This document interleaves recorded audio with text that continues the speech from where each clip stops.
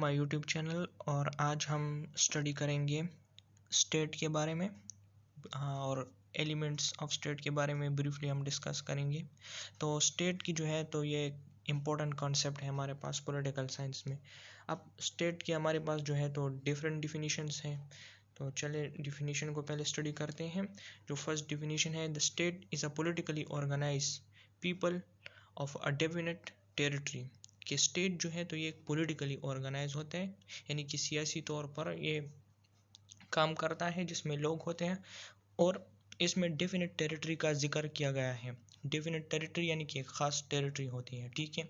जो दूसरी डिफिनीशन है, people organize for law within a definite territory. तो इसमें भी डेफिनेट टेरिटरी का जिक्र किया गया है और साथ में लॉ का भी जिक्र किया गया है। अच्छा, जो थर्ड डिफिनीशन है, Garner says a community of person मोर और लेस न्यूमेरस। यानी कि कम्युनिटी लोगों का एक जमघटा, मोर और लेस जो कि ना बहुत ज़्यादा जो है तो ज़्यादा तादाद में हो और ना बहुत ज़्यादा कम हो, permanently occupying a definite portion of territory. तो इसमें भी वही उस डेफिनेट टेरिटरी का जिक्र है, ठीक है। एक ख़ास जगह या area independent of external counter and possessing an organize government, जो कि एक्सटर्नल फोर्स या जो कि फॉरेन एग्रेशन से जो है तो अपने आप को डिफेंड करती है। To which great body of inhabitants render habitual obedience. और उसमें जो इनहेबिटेंट्स यानी कि जो लोग होते हैं वो हैबिचुअल ओबीडियंस यानी कि जो गवर्नमेंट के जो लॉज है उसे मानते हैं, ठीक है।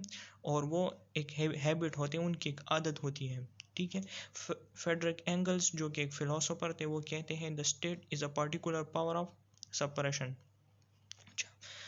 Britannica definition, state is a politically organized human institution composed of population, particular area, government and sovereignty, ठीक है। अब elements of state, तो state is composed of four essential elements।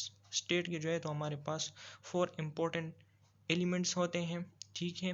Number first area, number second population, number third जो है तो government, number three sovereignty. अब area या territory, it is the first and compulsory element of state. A state needs a particular territory where people live their life। तो देखिए हमारे पास जब भी एक स्टेट होगा तो उसका एक डेफिनेट एरिया होगा, जो कि डिफिनीशन में मैंने आपको बताया कि डेफिनेट एरिया का जिक्र है। तो उसमें एक ख़ास एरिया होगा जहाँ पर लोग रहेंगे, और ये स्टेट का जो है एक बेसिक एलिमेंट है, ठीक है। अब जो है तो इसकी कोई शर्त नहीं है कि किसी स्टेट का एरिया बड़ा होगा या छोटा होगा। मिसाल के लिए वाटिकन सिटी जो है तो ये एक स्मॉलेस्ट स्टेट है, ठीक है। और एशिया हमारे पास एक लार्जेस्ट स्टेट है। इसी तरह चाइना जो है एक बहुत बड़ा स्टेट है, पाकिस्तान है, इंडिया है, और हमारे पास छोटे छोटे और भी स्टेट हैं, बहुत से छोटे। अब पॉपुलेशन जो है तो ये सेकंड एलिमेंट ऑफ स्टेट है।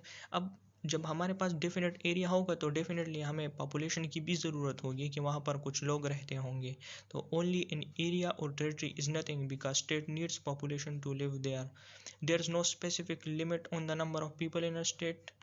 तो जिस तरह एरिया पे कोई ख़ास लिमिट नहीं है, इस तरह पॉपुलेशन पे भी कोई ख़ास लिमिट नहीं है। लेकिन जो हमारे पास जो क्लासिकल फिलोसोफर हैं, प्लाटो ने एक नंबर सजेस्ट किया था 5040 उसके अपने स्टेट के कॉन्सेप्ट में। और एरिस्टोटल ने इस तरह की कोई बात नहीं की थी कि ना, एरिस्टोटल ने कहा था कि ना बहुत ज़्यादा लोग हो और ना बहुत ज़्यादा कम हो, ठीक है।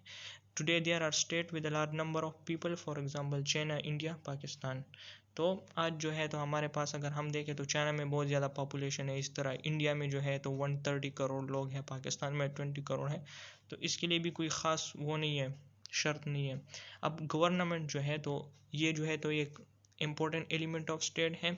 गवर्नमेंट जो है तो वो गवर्न करती है, रूल करती है और मैनेज करती है लोगों के जो अफेयर्स हैं, लोगों के जो ख्वाहिशात हैं उनको पूरा करती है, जो लोग जो एक डेफिनेट टेरिटरी में रहते हैं। अब गवर्नमेंट के भी हमारे पास डिफरेंट एलिमेंट हैं, जैसे कि लेजिस्लेचर, एग्जीक्यूटिव और जुडिशरी, अदलिया। There are different kinds of government in different state. For example, तो गवर्नमेंट की भी हमारे पास डिफरेंट टाइप्स होती हैं डिफरेंट कंट्रीज़ में। जैसे कि पाकिस्तान और इंडिया में हमारे पास जो है तो वो पार्लियामेंट्री फॉर्म ऑफ गवर्नमेंट है, जहाँ पर ज़्यादा पावर जो है तो वो प्राइम मिनिस्टर के पास होती है, वो ज़्यादा कुछ कंट्रोल करता है। फिर जो है तो हमारे पास सऊदी अरब या यूएई जो है तो वहाँ पर मोनार्कीज हैं, बादशाहत हैं, ठीक है। फिर इसी तरह जो है तो और कंट्रीज़ हैं जैसे कि यूएसए में जो है तो उनका अपना एक सिस्टम है जो कि एक प्रेसिडेंशियल फॉर्म की तरह है, ठीक है। अब ये जो फोर्थ एलिमेंट है सोवरेनिटी, तो सोवरेनिटी को पहले समझते हैं कि सोवरेनिटी क्या है। तो सोवरेनिटी जो है the super most power of state is called sovereignty. जो सबसे ज़्यादा मतलब सुपर मोस्ट पावरफुल जो पावर होती है स्टेट की उसे सोवरेनिटी कहते हैं। अब कुछ डिफिनीशन है तो इससे आपको और भी क्लियर हो जाएगा। The sovereignty is the supreme power of state over citizen and subject unrestrained by law, कि उसका लॉ पे भी कोई कंट्रोल नहीं होता, मतलब वो लॉ से भी उसकी पावर जो है वो ज़्यादा होती है। Sovereignty is the supreme will of state, original absolute unlimited power over the individual subjects and all over association of subject, ठीक है। कि ओरिजिनल हो, एब्सोलूट और अनलिमिटेड, कि ये अनलिमिटेड होती है उस स्टेट की डेफिनेट टेरिटरी के अंदर, लेकिन ये अनलिमिटेड होती है, ठीक है। Sovereignty is an absolute infallible indivisible and inalienable. Inalienable का मतलब ये है कि वो ट्रांसफ़र नहीं होती वो पावर। अब सोवरेनिटी में जो है तो हमारे पास दो एस्पेक्ट होते हैं, मतलब एक हमारे पास होती है इंटरनल सोवरेनिटी। इंटरनल सोवरेनिटी का मतलब ये है कि जो स्टेट है वो वो जो पावर एक्सरसाइज करती है अपने लोगों के ऊपर, वो इंटरनल सोवरेनिटी के तहत होती है। State is the supreme over all it's citizen and association. और एक्सटर्नल सोवरेनिटी क्या है, तो एक्सटर्नल सोवरेनिटी का मतलब यह है कि जो स्टेट है वो जो बैरूनी ममालिक हैं, जो एक्सटर्नल कंट्रीज़ हैं, उनका वो अपनी मर्जी नहीं चला सकती एक मुल्क के अंदर। State is free from any foreign और आउटसाइड इन्फ्लुएंस। फॉर एग्जांपल अगर अमेरिका कोई कानून बनाए और वो जो है तो उसे वो पाकिस्तान में वो उस कानून को लागू करे तो वो नहीं कर सकता, क्योंकि पाकिस्तान जो है ये एक सोवरन कंट्री है। इसी तरह अगर पाकिस्तान कोई लॉ बनाए तो उस लॉ का इतलाक जो है तो वो इंडिया में नहीं कर सकते, क्योंकि इंडिया की अपनी सोवरेनिटी है, ठीक है। अच्छा, फिर जो है थोड़ा सा ब्रीफली डिस्कस करता हूँ कि सोवरेनिटी की भी हमारे पास डिफरेंट टाइप्स होती हैं, जैसे कि titular sovereignty, real sovereignty, legal sovereignty. इसको फिर हम किसी वीडियो में कवर करेंगे। तो जैसे कि हाँ, अब जो है तो यूनाइटेड किंगडम है तो वहाँ पर जो है सोवरेनिटी वो क्वीन के पास होती है। अब पाकिस्तान में जो है तो सोवरेनिटी जो है तो हमने अल्लाह ताला को डिक्लेयर किया है कि द मोस्ट सुप्रीम पावर जो है तो वो अल्लाह ताला है, ठीक है। तो इस तरह इसकी भी डिफरेंट टाइप्स वो फिर हम किसी और वीडियो में कवर करेंगे। Thanks for listening the lecture and please subscribe and share the video. Thank you.